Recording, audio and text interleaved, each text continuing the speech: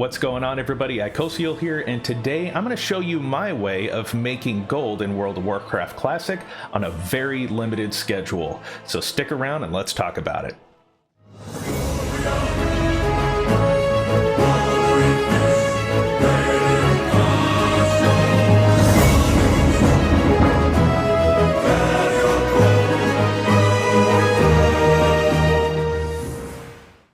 In order for this gold making method to work, your only requirement is that your fishing skill is at least 225. It's much preferred that you have it at 300, but if you have some fishing lures, 225 is going to be just fine for the zones that we're going to be in. If you need any help with leveling up your fishing, I do have some Horde and Alliance videos in the description below, or a card here, I think.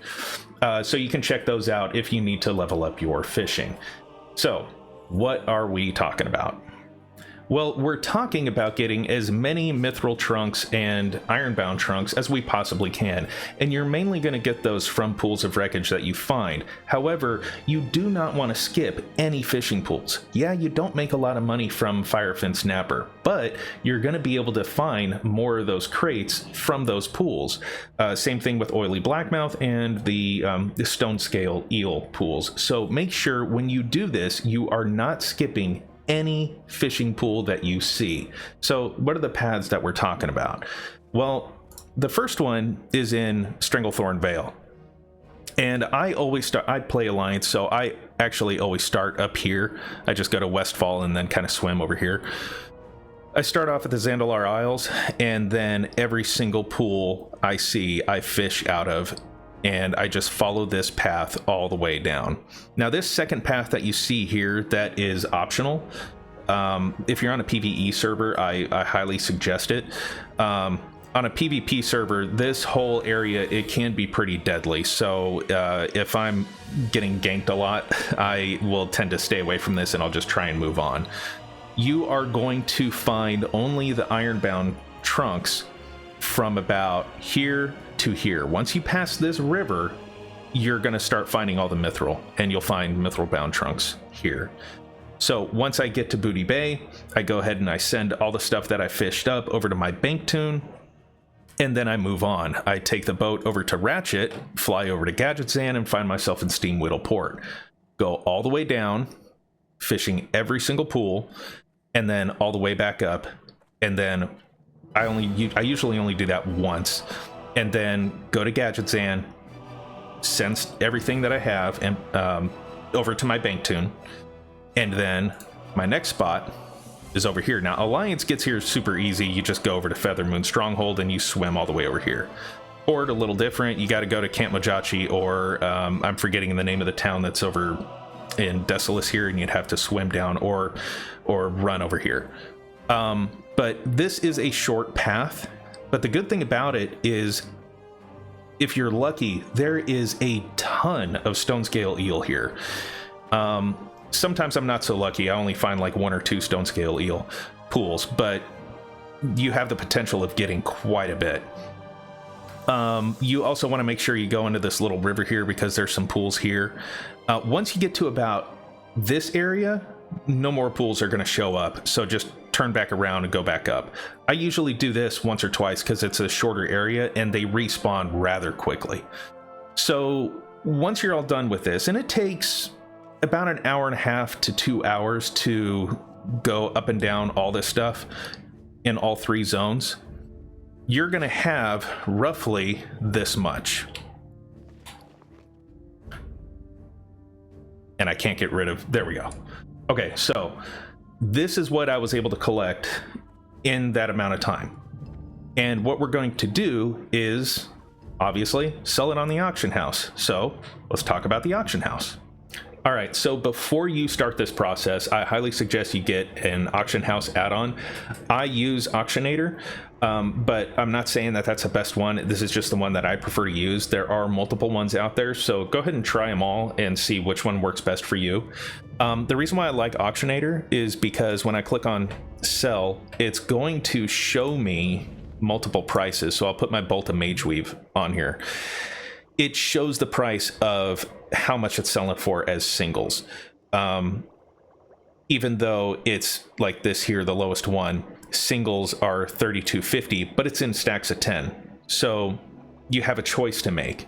Do you want to sell your stack of 10 for this 32.50, or do you want to sell them as singles and actually raise your price up a bit? So if you sell it in singles, you'll be undercutting 86 rather than a stack of 32 silver, right? So you can kind of gauge, well, how do I want to do it? How do you want to play the market? In this case, I would probably sell these all as singles and sell them for about 85. You see another one here, 6 stacks of 1 for 89. I could bet on, okay, that's going to sell pretty quick. Why don't I just undercut this guy and sell it for 89.90? So that's another option, and you'll make a lot more because I've got, how many of these? I've got 25. So that's why I like to use this, because you can see everything. You're not scrolling through and trying to figure out what it is. The other thing here is, and you want to make sure it's at 24 hours. What you want to do, this is how you sell it as singles, right? So you go 10, or I'm sorry, no, I've got 25 stacks of 1, and I want to undercut. I'm going to go ahead and try and undercut this guy instead of this one. So I'm going to sell them at 89. That wouldn't be 89. Let's see if we can get this to work. There we go. 89.90. And this is the other great thing. You don't have to do each individual one. It's just create 25 auctions and it does it for you. So that's why I highly suggest you get these. So what I'm going to do now is I'm going to go ahead and put all of this stuff on the auction house, and then we're going to see how much we sold in a 24-hour period. You're not going to sell all of this in a 24-hour period unless you're really lucky, but people are undercutting and so forth, so you're going to sell a bunch and then you're going to come back and you're going to try and resell the rest. Okay, so let's go ahead and put this up, and we'll come back in 24 hours and we will see just how much we sold.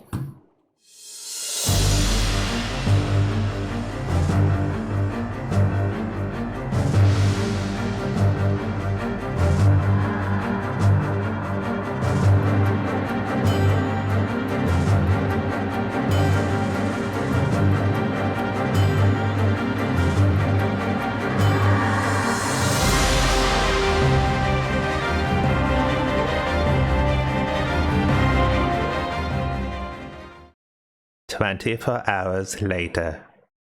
So here we are 24 hours later. The auction house has done its complete one-day cycle, and we're going to find out what we sold and what we didn't sell. I'm expecting a pretty decent amount did not sell, because on a lot of the stuff I went pretty aggressive.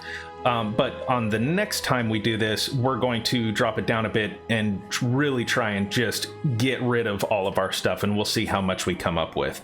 But we are going to have a full mailbox, so we're going to have to get the stuff that we have in there, wait about a minute, and then get more stuff, wait another minute until we have everything. So first off, let's just see what we have in there right now.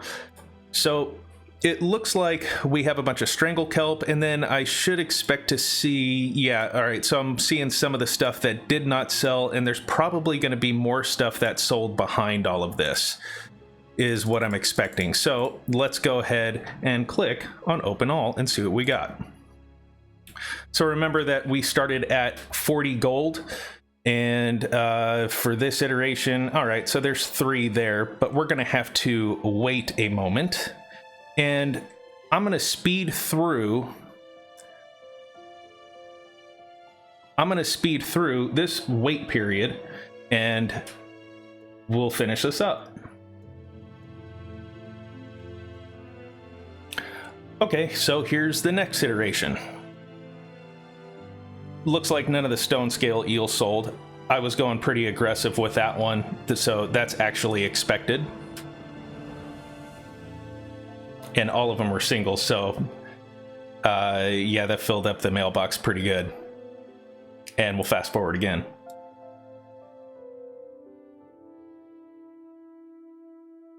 Okay, here we go. So let's get all the oily blackmouth. Again, that's another one I went pretty aggressive on. So this is expected, and the rest of the earnings are probably going to show up after all of this stuff. And I also expect a lot of Firefin Snapper back.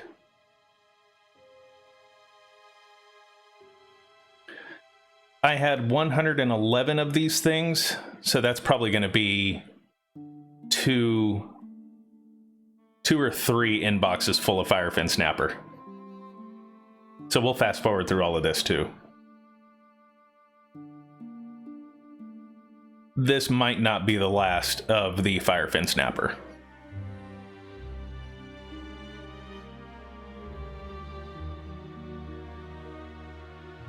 Okay, so you got the Mage Weave didn't sell, and you guys remember I went pretty aggressive on that, and here comes all the stuff that actually did sell. A lot of the oily Blackmouth sold. All right, still got more in there.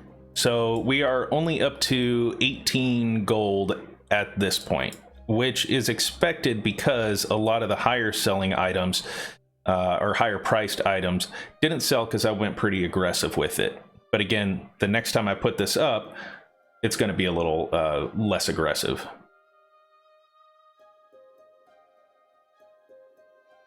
All right, here we go. And it looks like a lot of the Rumsey Rum Black labels sold. So let's see what we got. And now we're starting to see the good stuff. Some of the stone scale eels sold, and it's still saying that my mailbox is still full, and I'm sitting at 135. So I've made 95 gold up to this point. So let's fast forward a little more.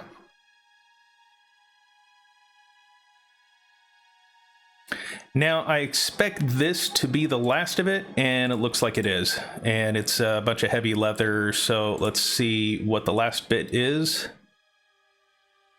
Okay, so that should be it. Mailbox is now empty. And on this first iteration, I sold a total of 102 gold and 85 silver and 18 copper, if you are counting that.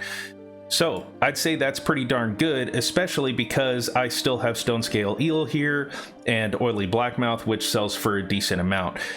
Typically your patterns and recipes, those tend not to sell too well, but I also still have some of this stuff up here which could sell pretty good too. So we're going to put this on the auction house one more time and see how it does. We're going to go less aggressive in the effort of trying to just get rid of all of it as best as we can.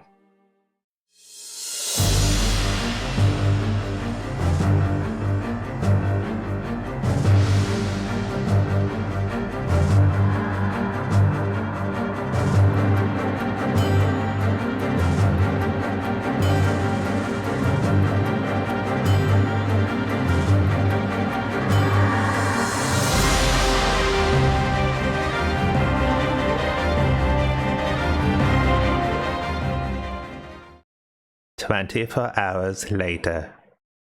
24 hours later, a shave and a haircut back, we're going to find out exactly how much we sold. Now, if you take a look here, once that little icon goes away, you can see that I have 139 gold. After we turned in the other stuff, I was sitting at 142. I went and put stuff on the auction house. I'm now at 139. It cost me roughly about 3 gold to put that stuff on. Now we're going to see exactly where we stand. We can see that the Bolt of Mage Weave didn't sell, and then we can see everything else looks like it's sold. So let's see where we are. Once we can get that out of the way, there we go. So remember, we started with 40 gold in the bank. And this looks like nearly everything sold. Mailbox is still full, and let's fast forward. Okay, this should be the last of it. It looks like it might be.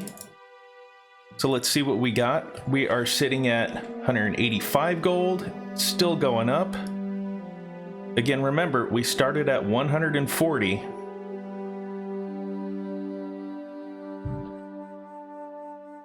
And it looks like we still have a little more to go. We are at 223 gold now.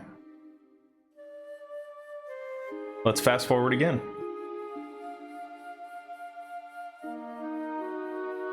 And it looks like this is going to be the last of it. So after starting off at 40 gold, we are finishing off with just shy of 200 gold. And you can actually see that you're gonna make roughly about 200 gold. If this stuff sold, I would have easily made 200 gold. That's 200 gold within an hour and a half.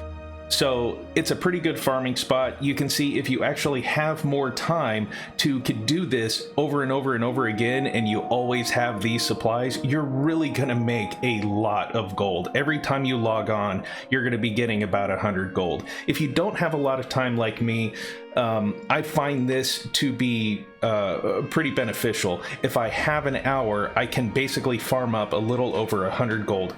If I'm lucky. Sometimes it's not so lucky and I might only get 75, but at least I have a good income source. So if you are looking for ways to better your income gains or earn gold a little bit easier, try this out, see if it works on your server. I'm on Bigglesworth. It's a pretty populated server, healthy economy, and it works out well. So try it out, see if it works for you. Thank you very much for watching.